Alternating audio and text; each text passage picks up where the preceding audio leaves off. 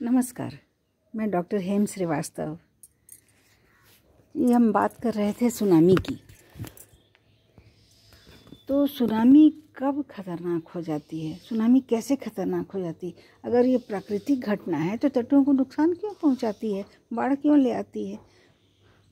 ऐसा इसलिए होता है कि सुनामी जब आती है तो तट पर कितनी क्षति पहुंचाएगी, तटीय शहरों में, गांवों में वो कितना नुकसान करेगी, कैसी और कितनी बाढ़ लाएगी, ये इन बातों पर निर्भर करता है कि तटों की स्थिति क्या है, प्राकृतिक रूप से वे कितने सक्षम हैं, कितने मजबूत हैं, या उन पर प्रदूषण का या पर्यावरण का क्या असर पड़ा है, आदमी की गतिविधियों का क्या असर पड़ा है, इस पर निर्भर करता है।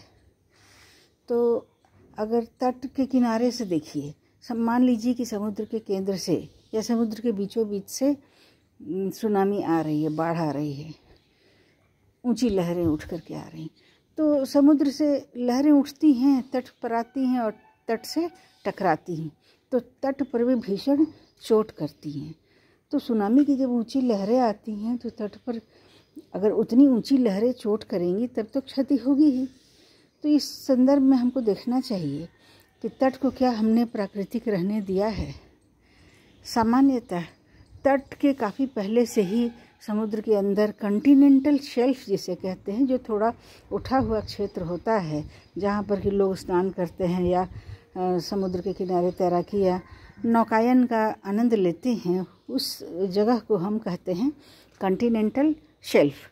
तो कॉन्टिनेंटल शेल्फ के भी काफ़ी पहले से कोरल रीफ्स, समुद्र के अंदर पहाड़ियाँ, मूंगे की चट्टानें, ये सब शुरू हो जाते हैं। समुद्र के अंदर पेंदी में उगने वाली बड़ी बड़ी झाड़ियाँ, एक्वेटिक यानी कि जलीय पौधे, पेड़ सब रहते हैं। तो जब सुनामी जब चलती है तो ये जो रचनाएं हैं, मूंगे के पहाड़ियाँ, चट्टानें, पेड़, ये सब उसकी गति को तोड़ते जाते हैं।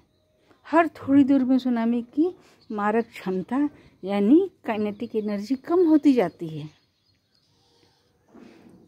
काइनेटिक एनर्जी कम होने के कारण उसके हानि करने की क्षमता या उसके अंदर जो मारक क्षमता है वो कम हो जाती है, जिसके के कारण वो कम क्षति पहुंचाने के काबिल रहती है। फिर जब सुनामी की लहरें जब कॉन्टिनेंटल शेल्फ पर पहुंचती हैं तो वहाँ पर भी बहुत तरह की झाड़ियाँ रहती हैं, चट्टानें रहती हैं। आपने देखा होगा रेत रहती है, चट्टानें रहती हैं। तो इन चट्टानों से लहरें टकराती जाती हैं, टकरा टकरा करके आगे बढ़ती जाती हैं, जिससे कि उनकी गति कम हो जाती है।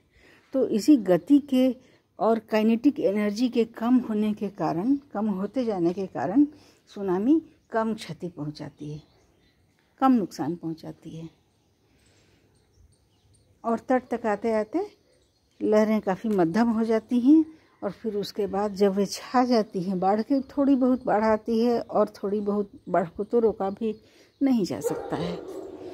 तो अगर प्राकृतिक संरचनाएं वहाँ पर मौजूद हों जिन्हें हमने क्षति नहीं की है, तब सुनामी उतनी मारक नहीं होती है। लेकिन हाल फिलहाल में क्या हुआ है कि समुद्र के किनारे प्रदूषण इतना बढ़ा है कि कोरल रीफ्स, मूंगे की चट्टानें ख़त्म हो गई, कम हो गई हैं, क्योंकि वे कैल्शियम की बनी होती हैं, कैल्शियम कार्बोनेट की बनी होती हैं। और जब प्रदूषण होता है तो पानी में एसिडिटी बढ़ जाती है। पानी के एसिड होने के कारण मूंगे की चट्टानें धीरे धीरे गल जाती हैं। इन चट्टानों के गल जाने के कारण क्या होता है कि चट्टानें कम रह जाती हैं, जिससे कि लहरों की मारक क्षमता जो कि कम होनी चाहिए वो नहीं रह जाती हैं। मारक क्षमता बनी रहती है, चट्टानें रहती हैं तो लहरें टूटती हुई आती हैं, चट्टानें कम हैं तो लहरें टूटती हुई नहीं आएंगी, उनकी मारक क्षमता बरकरार रहेगी, वो बिजली की गति से आती।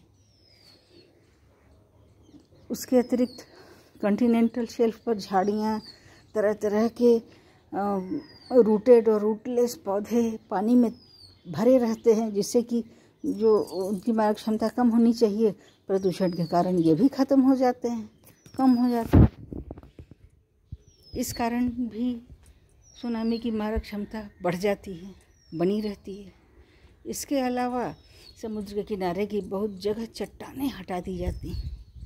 आपने कन्याकुमारी में देखा होगा, चट्टानें बहुत हैं जो कि समुद्र तट को बहुत सुंदर नज़ारा बना देती हैं। लेकिन अब क्या हो गया है कि समुद्र तट से बहुत बार चट्टानें हटा दी जाती हैं ताकि पर्यटक आ सकें समुद्र किनारे, लोग समुद्र यात्रा का आनंद लेने आ सके। उसको टूरिस्ट प्लेस के रूप में डेवलप करने के लिए भी चट्टानें कम कर दी जाती हैं, हटा दी जाती हैं। बहुत बार रेत भी हटा दी जाती है। बहुत बार समुद्री जीव जंतु भी प्रदूषण से मारे जाते हैं। इन सब कारणों से पानी को टक्कर देने वाला कोई नहीं रहता। इस कारण से जो लहरें आती हैं वो फुल स्पीड में आती हैं और बाढ़ बना के ही चली जाती हैं, बाढ़ देके जाती हैं, क्षति देके जाती हैं। तो भारत में जो नुकसान हुआ, अंडमान में नुकसान हुआ, इसके अतिरिक्त पूर्वी तट एकदम तमिलनाडु से लेकर के एकदम छोर तक काफ़ी नुकसान जो हुआ इसी कारण से हुआ।